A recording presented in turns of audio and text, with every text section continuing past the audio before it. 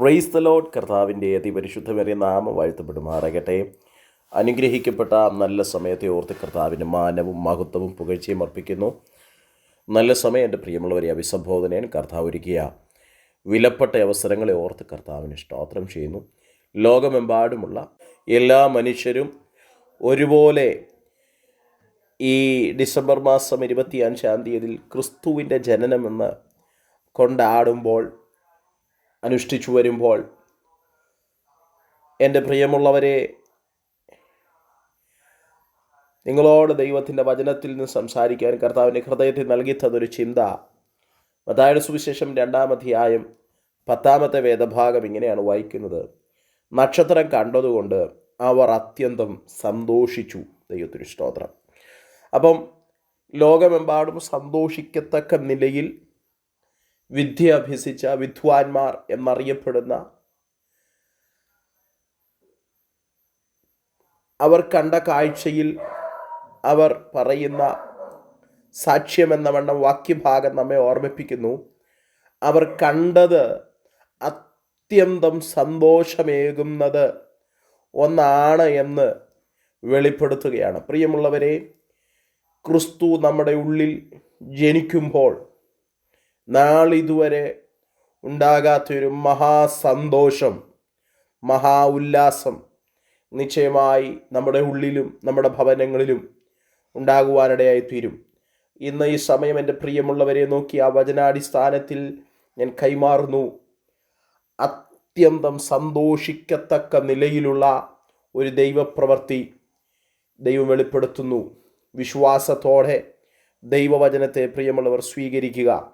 ഇവിടെ യേശുവിൻ്റെ ജനനത്തോടനുബന്ധിച്ച് കിഴക്ക് വിദ്വാൻമാർ കണ്ട നക്ഷത്രത്തെ മുൻനിർത്തി അവർ യാത്ര ചെയ്യുന്നു.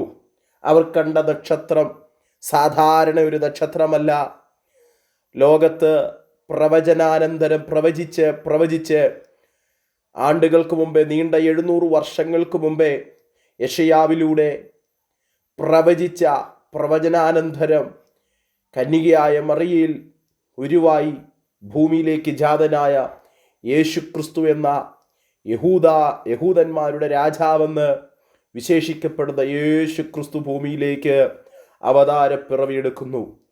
അവതാരപ്പിറവിയുമായി ബന്ധപ്പെട്ട് വിദ്വാൻമാർ കണ്ട കാഴ്ചയിൽ അത്യന്തം സന്തോഷിക്കുക എന്ന് പറഞ്ഞാൽ, നാളിതുവരെ കണ്ടിട്ടില്ലാത്ത ഒരു രാജാവ് ഭരണമേൽക്കുന്നൊരു രാജാവ് ജനിച്ചിരിക്കുന്നു എന്നുള്ള അത്യന്ത സന്തോഷത്തിൽ, മഹാസന്തോഷം നൽകിത്തരുന്ന, ദുഃഖങ്ങൾ മാറ്റുന്ന, രോഗങ്ങൾ മാറ്റുന്ന, പ്രതിസന്ധികൾ മാറ്റുന്ന ഒരു മഹാരാജാവ് ഭരണമേൽക്കുമെന്നുള്ള കാഴ്ചയിൽ അവർ അത്യന്തം സന്തോഷിക്കുന്നു. അതേ പ്രിയമുള്ളവരെ, യേശു എൻ്റെ ഭവനത്തിൽ വന്നാൽ, യേശു നിങ്ങളുടെ ഭവനത്തിൽ വന്നാൽ നിശ്ചയമായി അത്യന്തം സന്തോഷിക്കത്തക്ക നിലയിൽ ഒരു വലിയ മഹാസന്തോഷം ഉണ്ടാകുവാനിടയായിത്തീരും.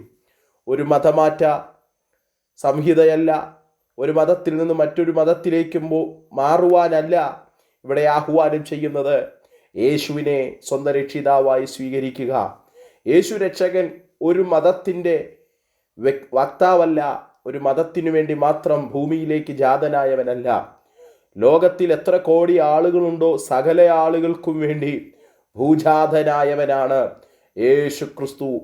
ആ യേശു ക്രിസ്തുവിൻ്റെ സത്യ വചനമാണ് നാം ഇന്ന് വായിച്ചു കേട്ടത്. ഇങ്ങനെയാണ് വായിച്ചത്: നക്ഷത്രം കണ്ടതുകൊണ്ട് അവർ അത്യന്തം സന്തോഷിച്ചു. അവർക്ക് സന്തോഷിക്കാൻ വകുപ്പുള്ള, സന്തോഷിക്കാൻ കാരണമുള്ള ഒന്ന് അവിടെ അവർ കാണുകയാണ്. ദൈവത്തിന് സ്തോത്രം.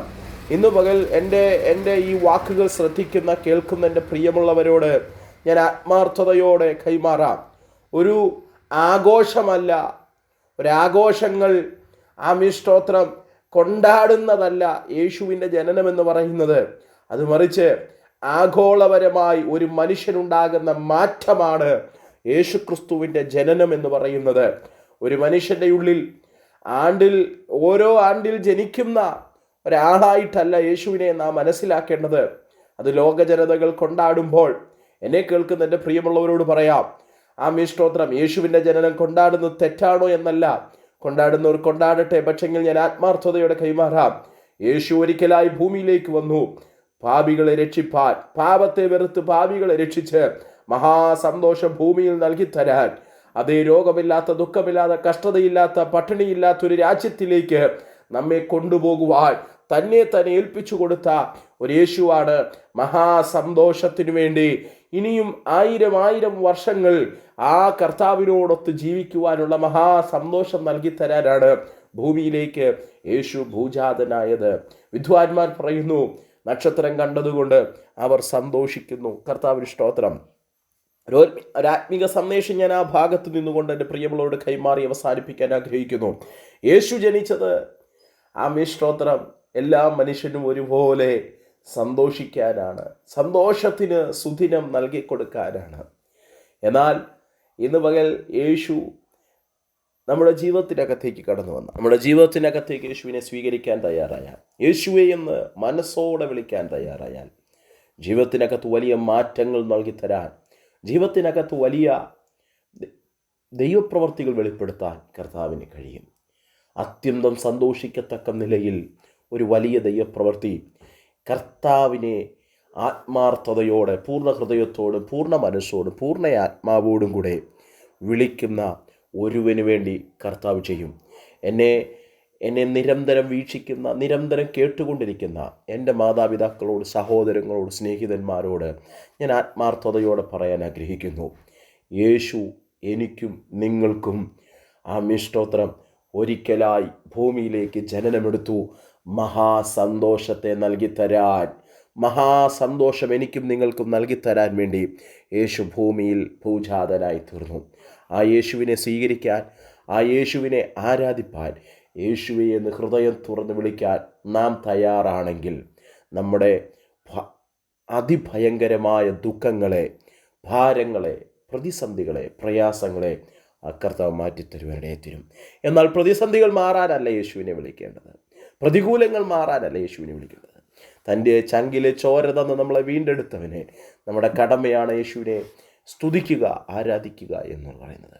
ഇന്ന് എൻ്റെ പ്രിയമുള്ളവരോട് ഞാൻ പറയട്ടെ, നക്ഷത്രം കണ്ടതുകൊണ്ട് വിദ്വാൻമാർ അത്യന്തം സന്തോഷിച്ചെന്ന് ബൈബിൾ പറയുമ്പോൾ, അത്യന്തം സന്തോഷിക്കത്തക്ക നിലയിൽ കഴിഞ്ഞ വർഷങ്ങളിലില്ലാത്തതുപോലെ, കഴിഞ്ഞ ഒരു വർഷത്തിൽ ലഭിക്കാതിരുന്നതുപോലെയുള്ള ഒരത്യന്തം സന്തോഷിക്കത്തക്ക നിലയിലുള്ള ഒരു ദൈവപ്രവൃത്തി നിങ്ങൾക്ക് ഞാൻ ആഹ്വാനം ചെയ്യുകയാണ്.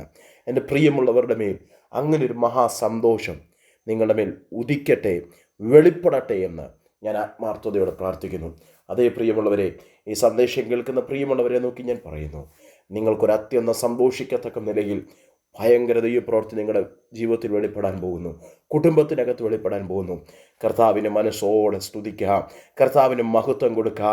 ആ യേശു കർത്താവ് വരാറായി. ആ കർത്താവിൻ്റെ രാജ്യത്തിന് വേണ്ടി നമുക്കൊരുങ്ങാം. ഈ വചനങ്ങളാൽ ദൈവം നമ്മെ ധാരാളമായിട്ട് അനുഗ്രഹിക്കട്ടെ. God bless you. Thank you.